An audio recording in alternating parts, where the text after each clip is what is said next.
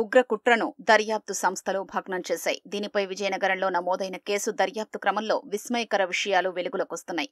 ఈ కేసులో పోలీసులు ఇప్పటికే విజయనగరానికి చెందిన 29 ఏళ్ల సిరాజుర్ రెహమాన్తో పాటు సికింద్రాబాద్ బోయిగూడకు చెందిన 28 ఏళ్ల సయ్యద్ సమీర్ను అరెస్టు చేశారు. సిరాజ్ ఇంజనీరింగ్ పూర్తి చేసి ఉద్యోగాన్వేషణలో ఉన్నాడు. సమీర్ లిఫ్ట్ ఆపరేటింగ్ సంస్థలో పనిచేస్తున్నాడు. ప్రాథమిక ఆధారాల్ని బట్టి వీరిద్దరూ అల్ హింద్ ఇత్తెహాదుల్ ముస్లిమీన్ అహిం పేరిట సంస్థను ఏర్పాటు చేసి కార్యకలాపాలు సాగించారు. ఆ సంస్థకు సిరాజ్ నంబర్ 1 గా, సమీర్ నంబర్ 2 గా వ్యవహరించారు.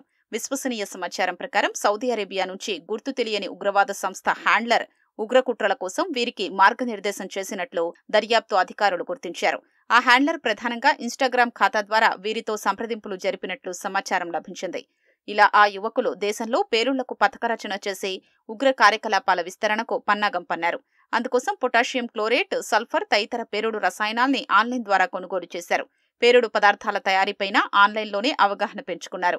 ఈ నెల 21 లేదా 22 తేదీల్లో విజయనగరం పరిసరాల్లో బాంబు పేలుళ్లకు రిహార్సల్స్ నిర్వహించాలని నిర్ణయించారు. ఇంతలోనే ఆంధ్రప్రదేశ్, తెలంగాణ పోలీసులు సంయుక్తంగా వీరి కుట్రను భగ్నం చేశారు.